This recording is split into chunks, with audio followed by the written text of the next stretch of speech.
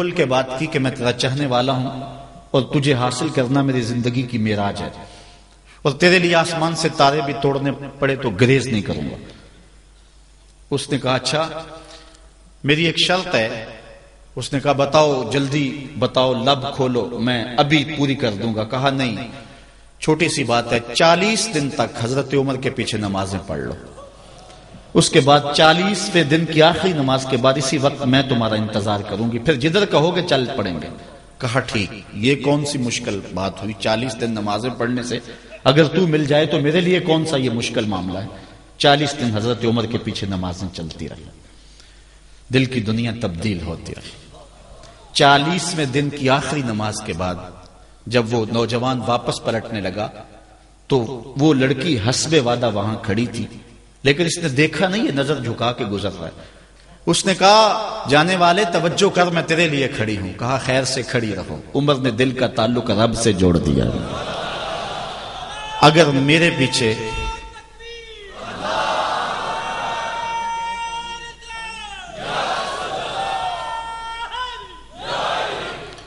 اگر میرے پیچھے ایک بندہ 40 سال نماز پڑھتا رہے اور اس میں تبدیلی پیدا نہ ہو تو پھر مجھے شرم آنی چاہیے کہ نہیں آنی چاہیے؟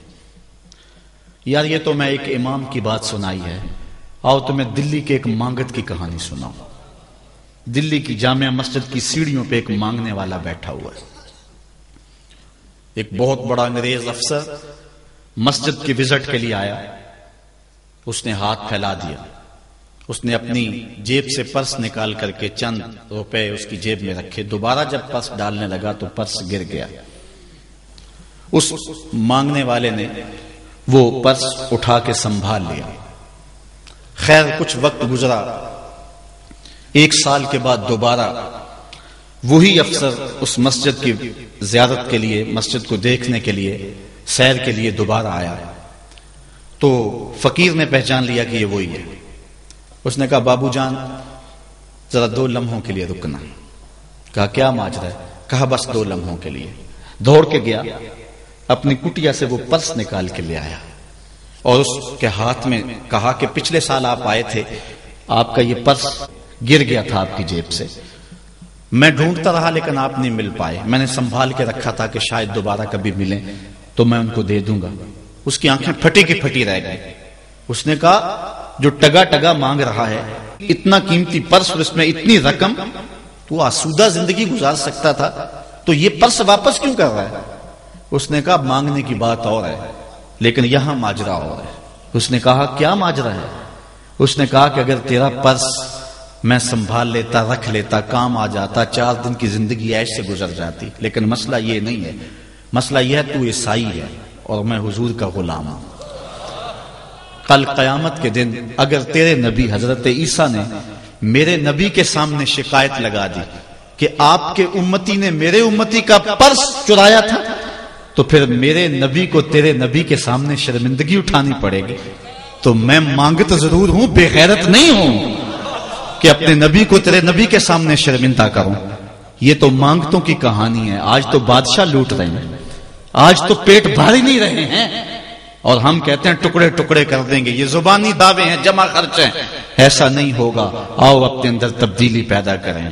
ہم اپنی ماضی کی تاریخ پڑھتے ہیں تو حیرت زدہ ہو جاتے ہیں، لوگوں میں کتنی اخلاقی بلندی تھی، آج ہمارے اخلاق لٹ گئے، آج ہمارا کردار نہیں رہا، ہم مدینے کی گلی میں پھر دوبارہ چلتے ہیں۔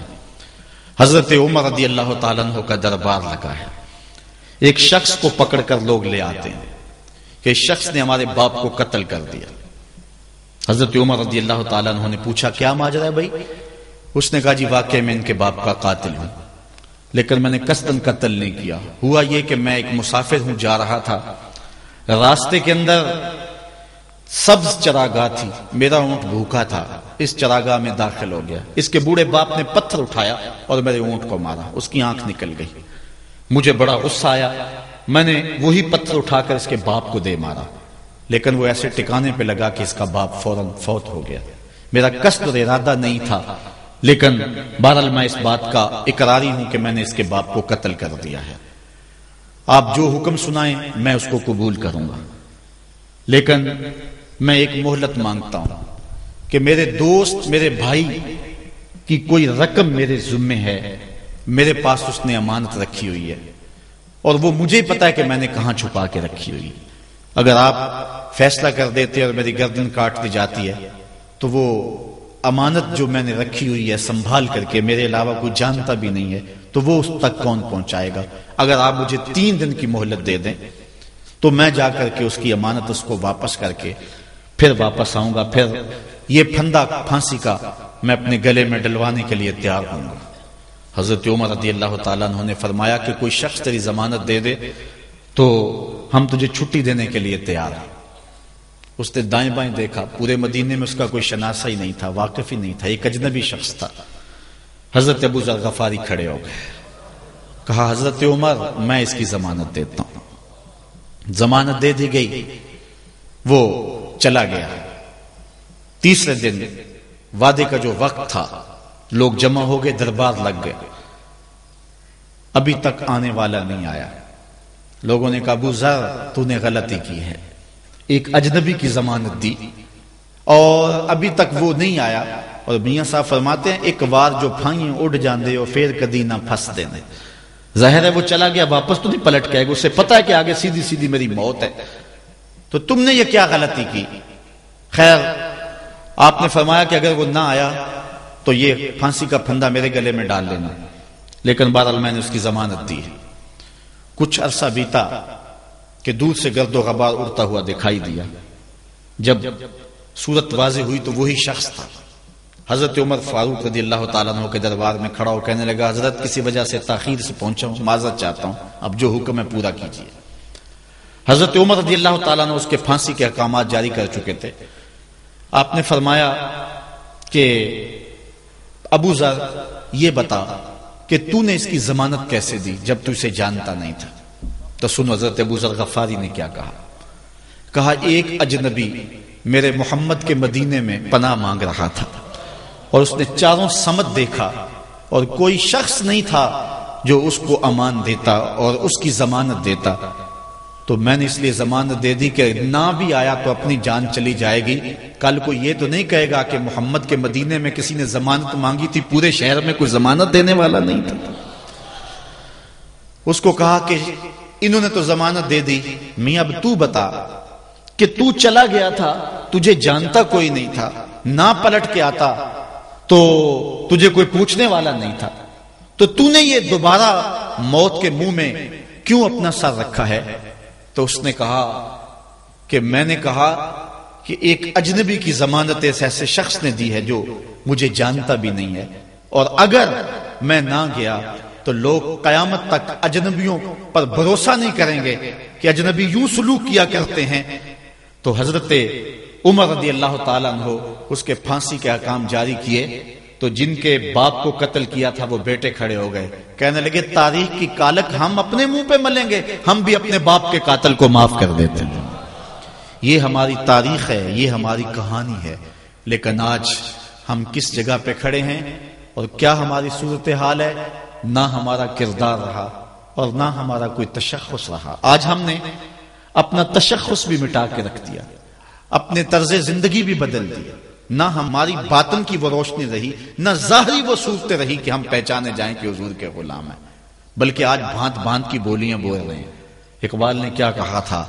اپنی ملت پر قیاس اقوام مغرب سے نہ کر، خاص ہے ترکیب میں تجھے قوم رسول ہاشمی.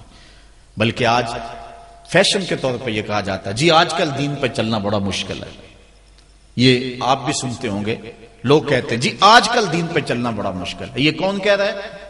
جو مسجد میں آتا ہے تو موسم کے مطابق گرم اور سرد پانی دستیاب ہے، اس کے لیے ماحول ہے، اس کے لیے خوبصورت قالین بچھے ہوئے ہیں، مخملی مسلے رکھے ہوئے ہیں. جو نرم اور گداز مسلوں پہ پیشانی رکھ کر کے سجدہ کرتا ہے وہ بطور فیشن کہہ رہا ہے جی آج کل دین پہ چلنا بڑا مشکل ہے. میں اس کے جواب میں کہا کرتا ہوں میاں تیرے لیے مشکل ہے یا کربلا والے حسین کے لیے مشکل تھا؟ انہوں نے تو نہیں کہا کہ دین پہ چلنا مشکل ہے. تیرے لیے مشکل ہے دین پہ چلنا یا حضرت بلال حبشی کے لیے مشکل تھا جنہوں نے تپتی ہوئی ریت پہ سجدے کیے، گلے میں رسا ڈال کر کے گھسیٹا گیا اور انہیں پاؤں میں زنجیریں ڈال کر کے مکے میں کھینچا گیا، ہاتھوں اور پاؤں میں میخیں ٹھونک دی گئی، چکی پسرائی گئی، لیکن بلال ہیں کہ آگے مسکرا رہے ہیں. کسی نے گزرتے ہوئے کہا بلال عجیب تماشا ہے، عجیب کہانی ہے کہ وہ تمہیں مار رہے ہیں اور تم آگے سے مسکرا رہے ہو۔ تو سنو حضرت بلال نے کیا جواب دیا۔ حضرت بلال فرمانے لگے میاں تم جاؤ نا بازار میں مٹی کا برتن بھی خریدنے، تو اس کو بھی ٹھونک بجا کے دیکھتے ہو کہیں کچا تو نہیں ہے، اس کی آواز تو خراب نہیں ہے۔ کہا تم تو مٹی کا پیالہ بھی خریدو تو ٹھونک بجا کے دیکھتے ہو کہیں کچا تو نہیں ہے۔ میرا مالک مجھے خرید رہا ہے، دیکھ رہا ہے بلال کہیں کچا تو نہیں ہے۔ میں کہتا ہوں مالک کھال ادڑ بھی جائے گی، حق حق کی آوازیں ختم نہیں ہوں گی۔ زخم پہ زخم کھا کے جی خون جگر کے گھونٹ پی، آہ نہ کر لبوں کو سی یہ عشق ہے دل لگی نہیں۔ تو یہ ایک دین گریزی ہے، یہ عمل گریزی ہے۔ جی آج کل بڑا مشکل ہے، پہلی بات ہے مشکل ہو بھی تو ہمارے پاس کوئی دوسرا آپشن موجود نہیں ہے۔ ہم ان لوگوں کی کہانیاں بھول سکتے ہیں کہ جنہوں نے اس دین کے راستے کے اندر دکھ بھی سہے، ان کو ٹکڑے بھی کر دیا گیا، ان کو 2 اونٹوں کی پچھلی ٹانگوں سے باندھ کر کے 2 ٹکڑوں میں بانٹ بھی دیا گیا، لوہے کی کنگھیوں سے بدن چھیدے بھی گئے، ہڈیاں توڑی بھی گئیں، آگ میں ڈالا بھی گیا، جلتے اور کھولتے تیل میں پھینکا گیا، لیکن انہوں نے رب کا نام نہیں چھوڑا، رسول کا نعرہ نہیں چھوڑا۔ اور آج ہم کہتے ہیں جی بڑا مشکل ہے آج کل دین پہ چلنا، اور یہ مولویوں نے مشکل بنائی ہوئی ہے۔ یار دین اتنا بھی مشکل نہیں ہے، یہ کوئی بات نہیں ہے۔ ہم سر سے لے کر پاؤں تک اسلام میں داخل ہوں، یہ ہمارے رب کا ہم سے یہ تقاضا ہے، یا ایھا الذین آمنوا ادخلوا فی السلم کافہ، اے ایمان والو دین میں پورے پورے داخل ہو جاؤ، پورے پورے داخل ہو جاؤ۔ تمہاری وضاحت، انداز زندگی، طرز معاشرت یہ بتائے کہ تم حضور کے غلام ہو۔ یہ نہیں ہے کہ جی ٹھیک ہے بس، ایسی نہیں ہے بات۔ میں ایک مثال دیا کرتا ہوں، آج کل لوگ کہتے ہیں کہ جی بندہ اندر سے مسلمان ہونا چاہیے، باہر کا کیا ہے، اندر سے مسلمان ہونا چاہیے۔ میں کہتا ہوں ہماری پاکستانی آرمی کا کوئی میجر انڈین آرمی کے میجر کی وردی پہن لے تو اس کو کورٹ مارشل کیا جائے گا کہ نہیں کیا جائے گا؟ وہ کہے گا اندر سے میں پاکستانی ہوں، محب وطن ہوں، وردی کا کیا ہے، لباس کا کیا ہے، جو ان سے مرضی پہن لو۔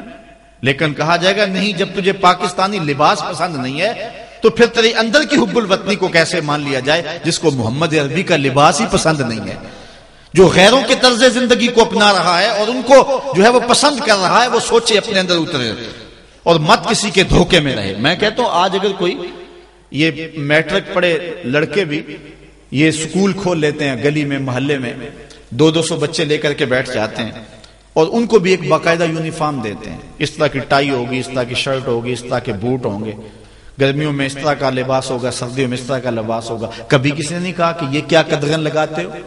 جس طرح کا بچہ لباس پہننا چاہے اس کو آزادی ہونی چاہیے، یہ کیا تم نے ایک خاص لباس متعین کر دیے؟ کہتے جی ان کا نظام ہے نا، ایک سکول ہے اور یونیفارم ہے اس کا۔ یار ایک پرائمری سکول کا بھی یونیفارم ہوتا ہے، تو کیا محمد عربی کے دین کا کوئی یونیفارم نہیں ہے؟ حضور علیہ الصلوۃ والسلام کی زندگی، حضور علیہ الصلوۃ والسلام کے شب و روز اور حضور علیہ الصلوۃ والسلام کا انداز معاشرت، حضور کی وضاحت، حضور کا لباس، یہ اپناؤ اور یہی زندگی کا حسن ہے۔ اسلام کے حوالے سے معذرت خواہانہ رویہ ترک کر دینا چاہیے ہمیں۔ اور آج ہمارے جو ہے وہ محراب و منبر کے جو وارثین ہیں انہوں نے بھی مصالحت کر لی ہوئی ہے، جو کوئی بات نہیں ہے۔ اسلام صرف زبان سے اسلام کہہ دینے کا نام نہیں ہے۔ چمی گوئم مسلمانم بلرزم کہ دانم مشکلات لا الہ۔ جب میں کہتا ہوں میں مسلمان ہوں تو کانپ جاتا ہوں، اس لیے کہ لا الہ الا اللہ کے تقاضوں کو سمجھتا ہوں۔ جب بیعت عقبہ ثانیہ ہوئی ہے تو حضرت اسد بن زرارہ کھڑے ہو گئے، جب صحابہ حضور سے بیعت کرنے لگے اور 70 تعداد تھی ان کی، تو حضرت اسد بن زرارہ خزرجی کھڑے ہو گئے اور ان کو کہا کہ اے انصار، ان سے بیعت کرنے سے قبل سوچ لو، یوں ہی بے توجہی میں ہاتھ نہ بڑھا دینا، بے خبری میں یوں ہی ایسے ہی ہاتھ نہ بڑھا دینا، پہلے سوچ لو۔ بیعت کرنے کا مقصد یہ ہے تمہیں جو ہے وہ وقت کے جبر کے ساتھ پورے عرب کے ساتھ ٹکر لینا ہوگی، جو بھی کفر کے نظام کا حصہ ہے تم اس کے ساتھ ٹکراؤ کرنا ہوگا، اور حتیٰ کہ تمہاری کھال بھی ادھیڑ دی جائے گی، سخت تلواروں سے تمہارے کلیجے چبائے جائیں گے، اگر تم اس کے لیے تیار ہو تو پھر آؤ بیعت کرو۔ یہ نہیں ہے کہ بس تم کہہ لو کہ ہم مسلمان اور بس کافی ہے، نہیں۔ چمی گوئے مسلمانم بلرزم کہ دانم مشکلات لا الہ۔ آج ہمیں اس سمت بھی آنے کی ضرورت ہے، اس انداز سے دیکھنے کی ضرورت ہے کہ ہم سر سے لے کر پاؤں تک اسلام کے سانچے میں آئے۔ ہمارے اصلاح کے حوالے سے ایک اہم پوائنٹ جس پر میں آپ کی توجہ دلانا چاہتا ہوں وہ یہ ہے کہ فرائض و واجبات کو ترجیحی بنیادوں پہ رکھیں۔ آج بطور مسلم ہمارا جو رویہ ہو چکا ہے، ہم مستحبات اور مباحات کے پیچھے پڑے ہوئے ہیں، اور اس کے مقابلے میں جو سنن، فرائض اور واجبات ہیں ان کی پرواہ چھوڑ چکے ہوئے ہیں۔ دین میں کتنے امور ہیں جو صرف مباح کی حد تک ہیں، کر لو تو ٹھیک، نہ کرو تو پھر بھی ٹھیک، اور کتنے امور ایسے ہیں کہ جو صرف استحباب کے زمرے میں آتے ہیں۔ لیکن ہم کتنی چیزوں کو اس انداز سے گلے لگائے ہوئے ہیں کہ جس طرح فرض ہو، اور اسلام کے اہم فرائض اور اسلام کی اہم واجبات ان کو ہم ترک کیے ہوئے۔ ساری رات ہم محفل میں جاگ لیں گے، فجر کی نماز نہیں پڑھیں گے تو کیا فائدہ ہوگا؟ ہم حضور علیہ الصلوۃ والسلام کے میلاد پہ جھنڈیاں بھی لگا لیں گے، سب کچھ کر لیں گے، لیکن حضور علیہ الصلوۃ والسلام کی سنت سیرت کو ترک کر دیں گے، تو بتاؤ کہ اس